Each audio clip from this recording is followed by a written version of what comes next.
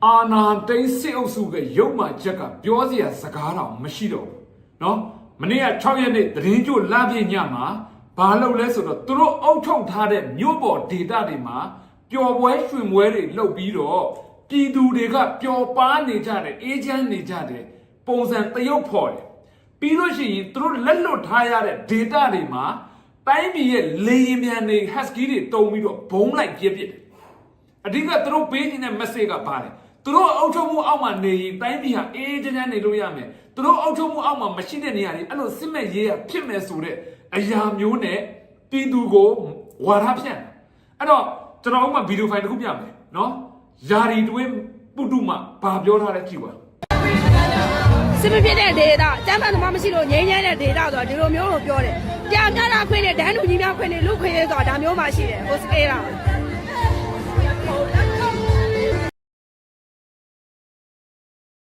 ာတွေ့ရနော်ပြောရတွေ့မလားစစ်မဖြစ်တဲ့ဒေတာငြိမ်းချမ်းတဲ့ဒေတာဆိုတာဒါမျိုးရှိတယ်တရားမျှတခွင့်နဲ့လူခွင့်ရေးတွေဆိုတာဒါဒန်းလူကြီးများခွင့်ရေးဆိုတာဒါမျိုးနေရာတွေမှာရှိတယ်အိုစကေလာဆိုပြီးတော့ဗီဒီယိုရိုက်တင်ပြသွားတယ်အဲ့ဒါတွေဆက်ဆက်မှုမဟုတ်နိုင်ငံရေးကဘယ်တော့မှဆက်ဆက်မှုမဟုတ်အဓိကသူတို့ပေးခြင်းတဲ့ message ဒီဘာလဲမြို့ပေါ်သူတို့အုပ်ချုပ်ထားတဲ့မြို့ပေါ်ဒေတာတွေမှာဒီလိုမျိုးအေးချမ်းနေတဲ့ပြည်သူတွေကအေးစစ်စစ်ပဲဒါပေမဲ့အခုမနေ့ကဘုံကျဲသွားတဲ့ရွာတွေကျွန်တော်ပြမယ်40ကျော်တနေရာနဲ့တေသွားတဲ့စီမီထွန်းပြီးတော့လွတ်မြောက်နယ်မြေတွေမှာစီမီပူဇော်နေတဲ့ပြည်သူတွေကိုရဲဆက်ဘုံကျဲပစ်သွားတာအဲ့တော့မြို့တွေမှာအဲ့ဒီပုံစံလုပ်ပြီးတော့သူတို့လက်လွတ်ထားတဲ့နယ်ဒေသတွေကိုအကုန်လုံးဘုံလိုက်ကျဲပစ်တာအဲ့တော့တည်င်းကျွတ်နေဆိုတာအားလုံးသိတဲ့အတိုင်းဗုဒ္ဓဘာသာဝင်တို့ရဲ့နေကြီးရက်မြက်နော်အခါတမေကတည်င်းကျွတ်လမ်းပြညရဲ့လမ်းပြကျော်တရက်နေညရဲ့ကိုစီမီပူဇော်ကြတယ်ဒါမြန်မာတို့ရဲ့ဒလိထုံးတန်းအစင်လားအဲ့ဒီစီမီပူဇော်လို့ရှိရင်ခြံထဲတွေမှာကိုယ်အိမ်မှာစတဲ့ဖြင့်စီမီကိုပူဇော်ကြတယ်အဲ့လိုစီမီပူဇော်နေတဲ့လွတ်မြောက်နယ်မြေမှာရှိတဲ့ပြည်သူကိုဘုံကျဲပြီးတော့တပ်ပလိုက်တာနော်ကျွန်တော်သတင်းဖတ်ပြစေအုပ်စုကသတင်းညွှန်လမ်းမြင့်တွေမှာမြို့ပေါ်တွေမှာပျော်ပွဲရွှင်ပွဲတွေလုပ်ပေးနေပြီးတော်လှန်ရေးတပ်တွေထိန်းချုပ်ထားတဲ့နေရာတော်များများကိုလေကြောင်းကနေဘုံကျဲတပ်ဖြတ်ခဲ့တာကြောင့်ပြည်သူ40ကျော်တေဆုံးခဲ့တယ်လို့ဒေတာသတင်းမြစ်တွေကပြောပါတယ်အော်တိုဘာလ6ရက်နေ့သတင်းညွှန်လမ်းမြင့်တွေတရက်ထဲမှာပဲမုံရွာမြို့နယ်တီဘောနဲ့နမတူမြို့တို့ကိုလေကြောင်းကနေဘုံကျဲတိုက်ခိုက်သွားတာဖြစ်ပြီးမုံရွာ6ဦးအဆက်မုံဘုံတိုရွာကိုစစ်အုပ်စုပါရာမော်တာနဲ့ကျဲချတာကြောင့်ပြည်သူ40ကျော်တေဆုံးခဲ့တယ်လို့တိကျဒဏ်ရာရရှိသူတွေလည်း10ဦး40ထက်မနည်းရှိပါတယ်စေအုပ်စုမုံရွာမြို့ပေါ်မန္တလေးနဲ့ရန်ကုန်မြို့တွေမှာတည်င်းကျွတ်ပျော်ပွဲရွှင်ပွဲတွေလုပ်ပေးနေပြီးတော်လှန်ရေးတပ်တွေထိန်းချုပ်တဲ့နယ်မြေတွေကိုတော့တည်င်းကျွတ်လှပြည့်ညမှာဘုံကျဲခဲ့တာကြောင့်ပြည်သူတွေတေဆုံးခဲ့တာဖြစ်ပါတယ်စေအုပ်စုအနေနဲ့လေကြောင်းကနေဘုံကျဲပြီးအစုလိုက်အပြုံလိုက်တပ်ဖြတ်နေတာကပြည်သူကိုအကြောက်တရားတွင်းနေတာလို့အညာဒေတာတော်လှန်ရေးရဲဘော်တို့ကပြောပါတယ်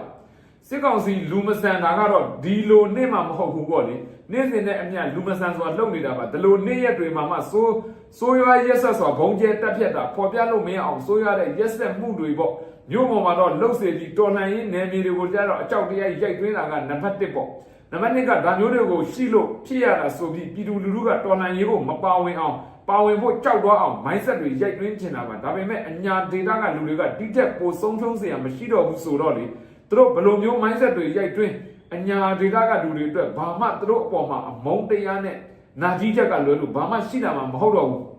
ဒီတို့လမ်းပြညမှာမုံရွာမြို့နယ်ချောင်းဦးနဲ့အဆက်မှာလှုပ်တဲ့စီမီတပိတ်ကိုစစ်တပ်လေဒီနဲ့120မမဘုံဒီနှလုံးကျဲချတိုက်ခိုက်ခဲ့တာကြောင့်ပြည်သူ40ထိခိုက်တေဆုံးခဲ့ရပြီးထိခိုက်ဒဏ်ရာရသူတွေလည်းများပြားတယ်လို့ဆိုပါတယ်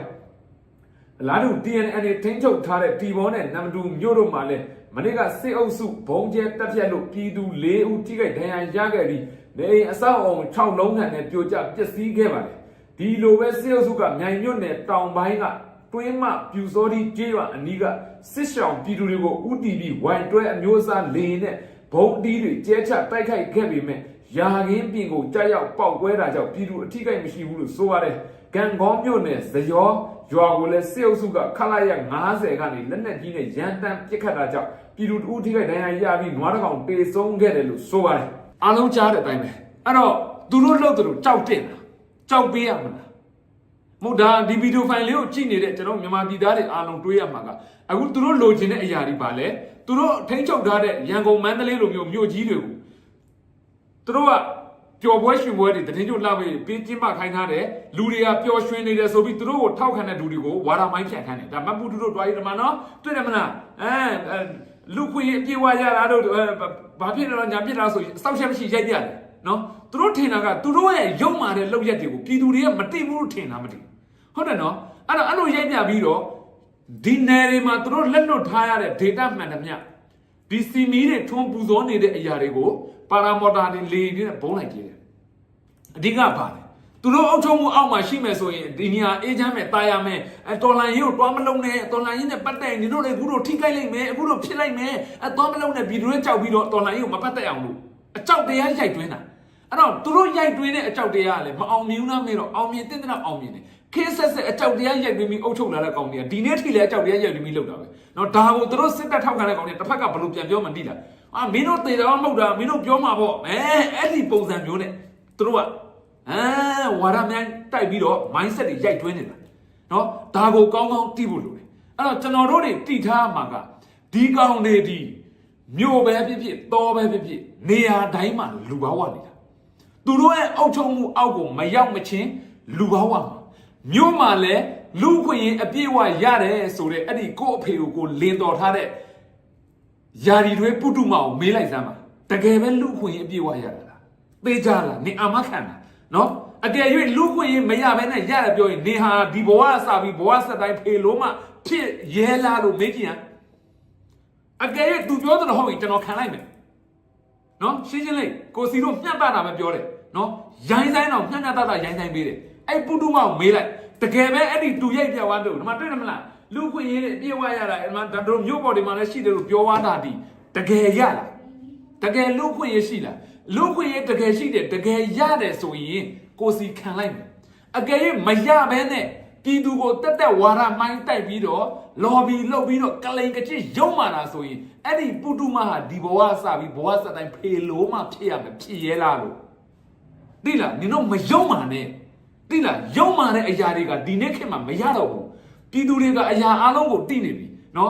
ဒီလောက်တတိုင်းပြည်လုံးကိုရဲရဲဆက်ဆက်တပ်ဖြတ်နေတဲ့အရာကြီးတစ်ခုကိုနင်တို့မတရားတာကိုမပြောရင်နေတရားတယ်လို့မလုပ်နဲ့နော်ငါတို့တိုင်းပြည်ကဘလောက်တော့စုပ်ပြတ်နေတရင်ကျွလာပြညဆိုတာဒါမြန်မာရိုးရာရင်ကျင်းမှုနော်လာပြညမှာမီးထွန်းတယ်လာပြကျော်တရက်နေ့မှာစီမီထပ်ပူစော်တယ်ဒီလိုရက်တွေမျိုးတော့မရှောင်ဘဲနဲ့ရဲရဲဆက်ဆက်အခုပြည်သူ40ကျော်တေးတာနော်အဲ့ဒီလောက်ရမျိုးတော်လိုင်းဘက်ကလူတွေလောက်ကြည့်စမ်းနော်လုံးကြည့်အခုရန်ကုန်မြို့တို့မန္တလေးမြို့တို့ဟာမျိုးမလုံးလို့မရဘူးမထင်နဲ့အကုန်လုံးခွဲချပလိုက်လို့ရတယ်အကုန်လုံးကို drone နဲ့စော်ပလိုက်လို့ရတယ်နော်ဘာဖြစ်လို့မလုပ်တာလဲမြို့တွေရဲ့ mission တွေကိုအဓိကမလုပ်တာအဲ့ဒီပြည်သူတွေကိုထိခိုက်မှာဆိုလို့ဒါကိုဂျားတဲ့ကဟိုမရောက်ဒီမရောက်ဟာတွေကနည်းနည်းဖြစ်လို့ရှိရင်ပြည်သူကိုပြောပြီးတော့ပြဿနာရှာတယ်အဲ့တော့ပြောချင်တာကမြို့ပေါ်တွေမှာတကယ်လွတ်လပ်တာလားနော်ဒီအာဏာယူတွေရဲ့အောက်ကလွတ်လပ်မှာလားနော်အဲ့တော့ပြည်သူကို mindset တွေးနေတဲ့အဲ့ဒီပုတုမတို့အုပ်ကိုပြောလိုက်နော်ကျင်ရဲလားလို့နင်ပြောတာမှန်ကိုစီထိနင်ပြောတာကလိန်ကကြစ်ရုံမာပြီးတော့ပြည်သူကိုမွာရမိုင်းတိုက်တာဆိုရင်နေဟာဒီဘဝနဲ့မဟုတ်ဘဝစတိုင်းခံရမှာနော်ကျင်ရဲလားသိလားအဲ့လောက်နဲ့တက်မလာနဲ့နင်တို့စောက်ကျင့်ဘာလုပ်နေတယ်ဆိုတာပြည်သူအများစုကအကုန်သိတယ်အဲ့တော့ဟိုပြည်သူဘက်ကလိုဟိုဘက်လည်းမပါဘူးဒီဘက်မပါဘူးငါတို့ကဂျားနေပါဆိုတဲ့လီးလိုလူတွေကိုလည်းတခါလည်းပြောလိုက်အောင်မယ်နော်ရိုင်းနေမလားမတတ်နိုင်ဘူးကိုကြည့်ကိုကဘယ်ဘက်ကနေတယ်ရန်သူဘက်ကဆိုရန်သူဘက်ကနေတော်လိုင်းဘက်ကဆိုတော်လိုင်းဘက်ကနေငါတို့ကဘယ်မှမပေါ့ကြားပါလေဟမ်လူတကောမှအလဲကောင်မှပါရှိတယ်အလဲမနေတာပါရှိတယ်လီးပဲရှိတယ်ကြော့ပါရဲ့နော်ကြည့်နေတဲ့လူကြီးတွေကိုအဲ့တော့အဲ့ဒီလူတွေကိုတခါလည်းပြောလိုက်မယ်တော်လိုင်းဘက်ကလှုပ်လို့တည်င်းကျုပ်ရက်မျိုးမှာပြည်သူ40အစုလိုက်အပြုံလိုက်တက်သေးကြည့်မင်းတို့စပ်ပေါက်တွေအခုလောက်ဆိုလိုင်းပေါ်မှာဘလူပြန်နေပြီဟမ်အခုမင်းတို့အမဲ့လင်တွေလှုပ်တဲ့အချိန်မင်းတို့တွေစပ်ပေါက်တပေါင်းမှမထွက်တဲ့အဲ့ဒီဂျားတွေဆိုတဲ့ကိုမေကိုလိုးတွေကိုငါတဲပြောတာနော်နားရမလားနိုင်မှတ်တော့နောက်ဂျားမှာဘယ်တော့မှမနေနဲ့နာအောင်ပြောတ